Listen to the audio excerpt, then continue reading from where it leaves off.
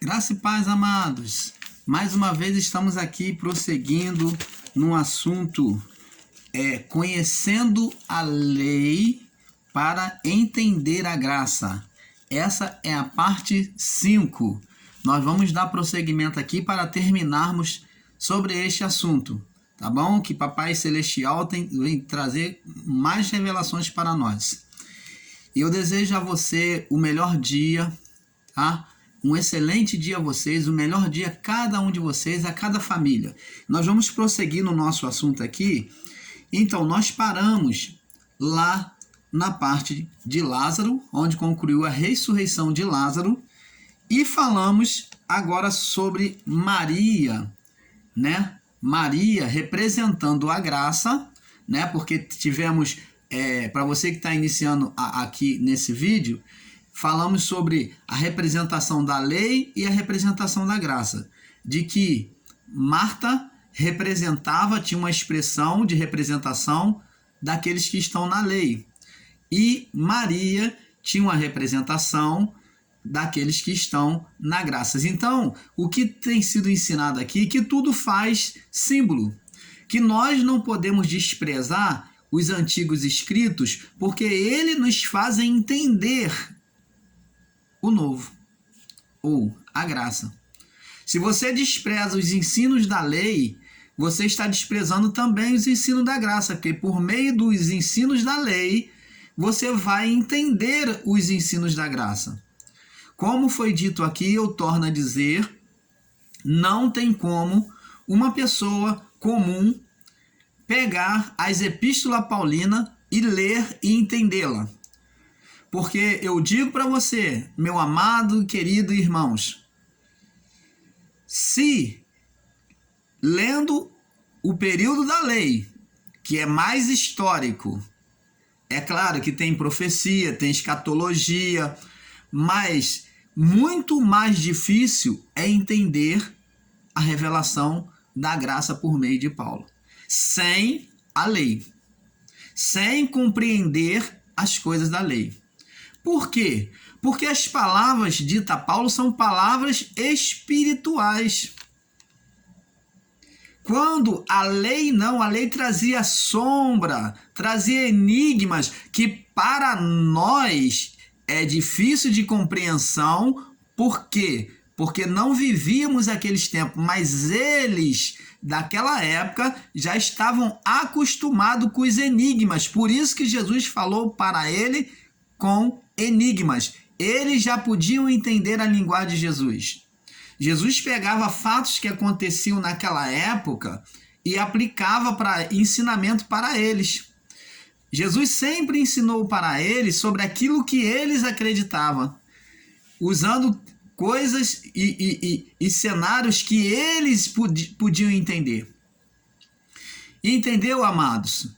Então, para nós que estamos em graça e somos desse futuro de hoje, seria difícil de entender de fato o antigo, em alguns pontos, em alguns enigmas. Mas quando você tem a graça e você tem a lei, você une as duas coisas e você chega a uma compreensão perfeita da vontade de Deus. E é isso que o nosso irmão Paulo aqui está tentando ensinar, que não se pode desprezar os ensinos da lei. Não devemos praticar os rituais da lei. Mas os ensinos, os escritos, nós temos sim que observá-los, né? Aprender, para que com esse aprendizado possamos entender, ter uma maior iluminação da graça de Deus.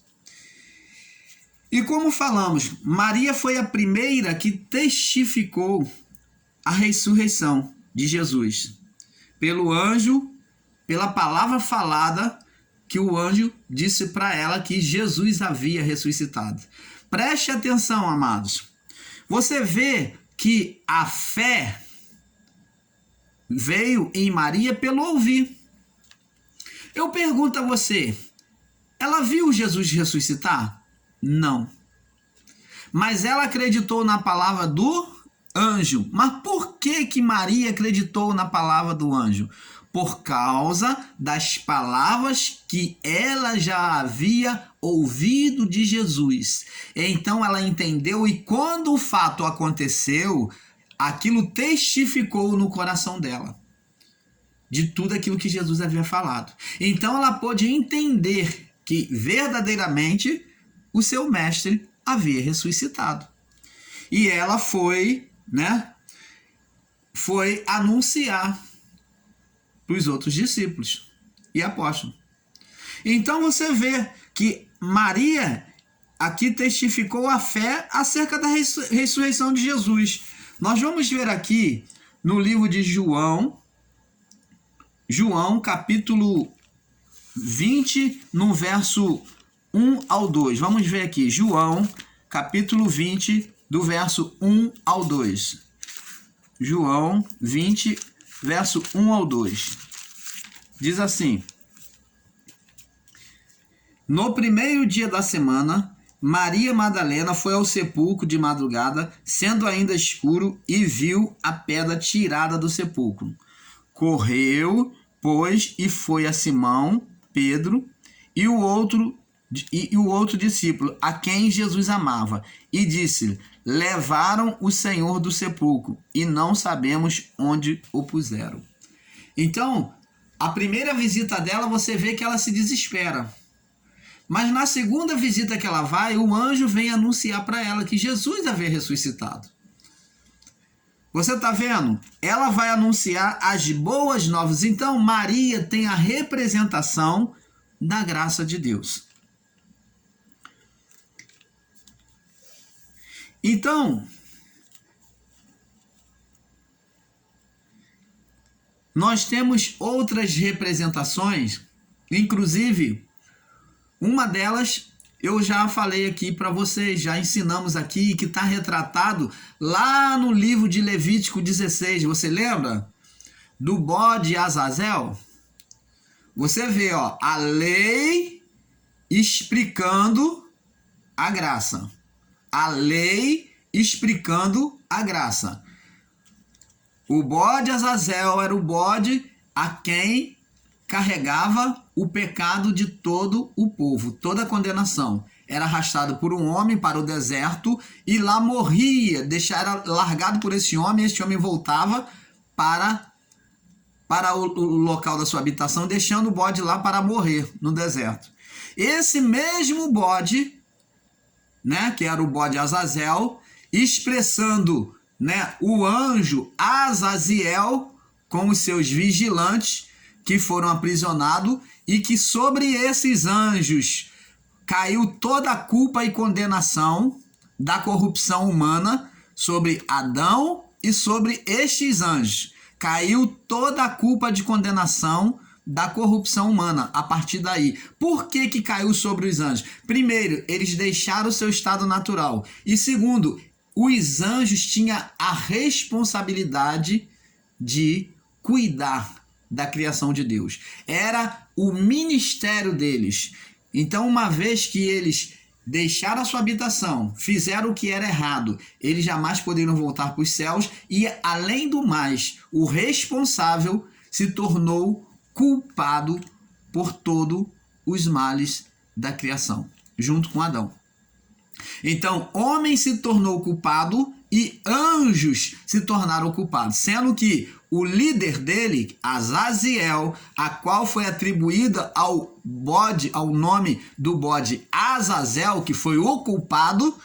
Então, agora esse bode Azaziel, agora em graça, antes para acontecer a graça, foi representado pela figura da carne de Cristo. Então, Cristo tomando sobre ele, sobre a sua carne, a condenação humana, assumindo diante de Deus, foi para o deserto, e ele foi se retratar diante de Deus e dos anjos, dizendo, como se fosse dizendo, vou fazer vou colocar umas palavras minhas para que você entenda, como se estivesse dizendo: Pai, eu estou aqui, eu sou o culpado, eu vou ser o culpado. Então, Deus, quando viu ele se batizar, disposto a cumprir o seu propósito, saiu da água, E Deus disse para ele: este é o meu filho amado em quem eu tenho prazer.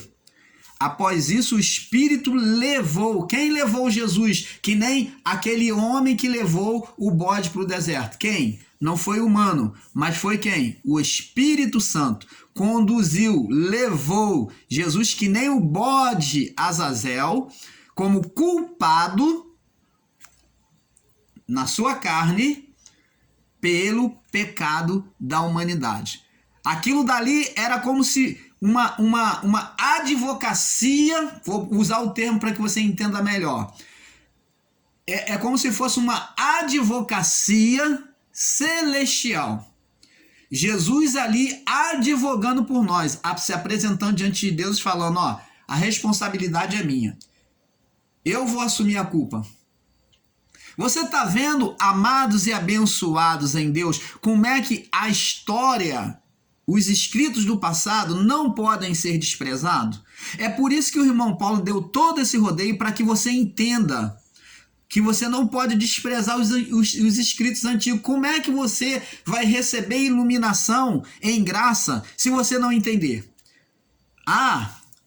Eu digo mais, existem pastores chamados pastores na lei, do sistema religioso, nas igrejas evangélicas, que jamais conheceram e conhecem esse mistério que está sendo revelado para você sobre o bode Azazel. Muitos não sabem nem descrever por que Jesus foi conduzido pelo Espírito ao deserto. Falam abobrinha, texto sem contexto, não tem uma iluminação de entender isto que você está aprendendo. Porque isto só através da iluminação de Deus em graça em nós. Se você não tiver a humildade de receber esta iluminação, você jamais vai poder entender. Pode perguntar ao seu líder, ao seu pastor, sobre esse assunto de Jesus no deserto, de Jesus ser o bode Azazel, e eu tenho certeza que ele vai ficar dando rodeio e não vai te explicar. Sabe por quê? Porque essa revelação Deus só concede aos humildes de espírito. Então, amados, vemos aqui que o Senhor Jesus mesmo pega coisas agora, ele pega coisa lá do passado e vem se retratar essa coisa agora no seu futuro ali, no seu presente. O que vai ter um reflexo para nós, o que teve reflexo para nós, agora no futuro. Estamos livres, libertos de toda condenação. Olha, amado, quando você entende isso, você entende o mistério de Deus, você se vê totalmente livre, sem condenação, sem maldição, e não há mais nada, nenhuma palavra que possa te colocar em condição de condenado, de amaldiçoado, ou como uma pessoa de pecado. Porque você vê que não há mais pecado, não há menor condição de haver pecado diante daquele que nasceu eleito diante de Deus. Então, amados, temos aqui Jesus no deserto. Então, vemos aqui em Mateus 5, vamos aqui, Mateus 5, 17. Mateus 5, vamos aqui, Mateus 5.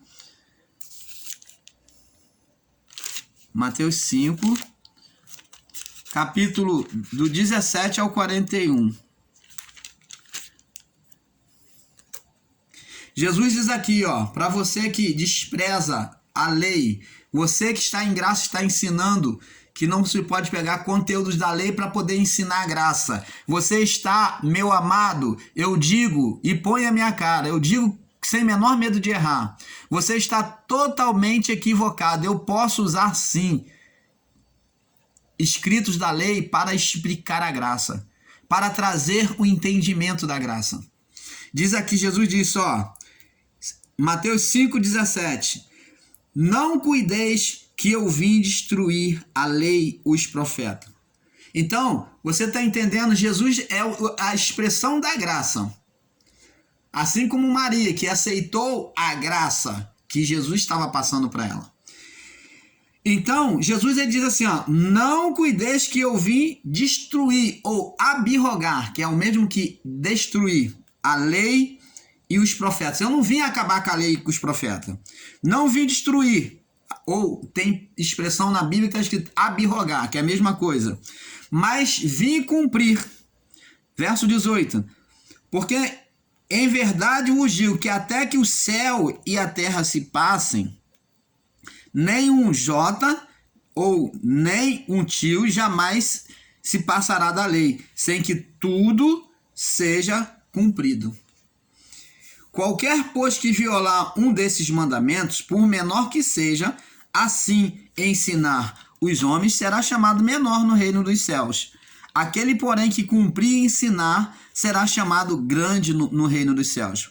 Porque vos digo que se a vossa justiça não exceder, não estiver acima dos escribas e fariseus, de modo nenhum entrareis no reino dos céus. Esse entrar no reino dos céus não é no paraíso celestial, não. Entrar no reino dos céus é aqui, ó. É dentro de nós, no entendimento, tá bom? Reino dos céus aqui que se referente é entrar no reino dos céus, é você desfrutar da graça de Deus, é você ter o reino de Deus manifesto na sua vida. Esse é o reino dos céus, que o sistema religioso não compreende, espera uma coisa futura, um acontecimento futuro. Não, o reino dos céus, ele já é uma manifestação presente na nossa vida mediante ao entendimento. E cada momento que eu vou tendo um entendimento maior, o reino dos céus vai se expandindo na minha vida. Você vai entendendo agora? Jesus disse que o reino dos céus é semelhante ao grão de mostarda. O que ele está dizendo? Começa pequenininho o entendimento, mas vai crescendo até que se torna uma grande árvore. E as aves do céu vêm se aninhar nos seus galhos. Então você vê, o reino dos céus é a compreensão da palavra de Deus que se manifesta como um pequeno grão de fermento, a pequena fé que você tem.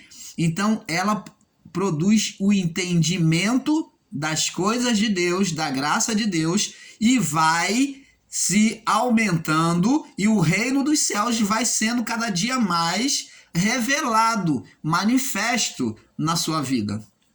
É isso, amados. E diz mais: ouvis que foi dito aos antigos, não matarás, mas qualquer que matar será réu de juízo. Eu, porém, vos digo que qualquer que sem motivo se encolerizar contra seu irmão será réu de juízo, mas qualquer que disser ao seu irmão raca será réu de sinédrio. E qualquer que disser louco será réu do fogo do inferno. Portanto, se trouxeres a tua oferta ao altar, e aí te lembrares de teu irmão, tem alguma coisa contra ti, deixa ali diante do altar a tua oferta, e vai e reconcilia-te primeiro com teu irmão, depois vem e apresenta a tua oferta. Então, vamos ver aqui no verso 27, né, para não alongar. Diz aqui: ouviste que foi dito aos antigos, não cometerás adultério. Então, preste atenção, amados e abençoados em Cristo. Preste atenção aqui. A pergunta que eu te faço: o que é a lei? O que é a lei para você? O que é a lei? Porque se falam, como chegaram já pessoas até mim e falaram, nós não podemos pegar coisas da lei. Aí eu pergunto agora, o que é a lei? É a vontade de Deus revelada aos homens em palavras, princípios, preconceitos. É a palavra de Deus revelada aos homens em palavras, princípios, preceitos, julgamentos e atos. Isso aqui é a lei de Deus. A lei de Deus nunca foi condenação. Pelo contrário, nós vamos ver que é totalmente contrário a isto. Eu não estou aqui para pregar a lei como condenação. Quando eu falo sobre a lei, eu estou falando para você entender os períodos. Mas a lei, ela é boa e agradável. Diz assim, vamos lá em 1 Timóteo, né? 1 Timóteo 1:8. 1 Timóteo, capítulo 1, verso 8. Diz assim, olha só o que diz a palavra. Para você que diz que a lei não se pode usar nada da lei. A lei não tem mal nenhum. Mas vamos entender aonde existe o mal. Diz aqui, que nós vamos passar para o próximo vídeo. Vamos lá, vamos ler. Diz assim, sabemos, porém, que a lei é boa se alguém dela se utiliza legitimamente. Sabendo isso, que a lei não é feita para o justo, mas para os injustos e obstinado, para os ímpios, para os pecadores, para os profanos, para os religiosos, para os parricidas, para os matricidas e para os homicidas, para os fornicadores, para os sodomitas, para os roubadores de homens, para os mentirosos, para os perjuros e para o que for contra a sã doutrina. Amados, segura aí, vamos passar para o próximo vídeo, para nós falarmos o quanto a lei é boa. Fica na paz, vamos para o próximo vídeo, para o 5º vídeo.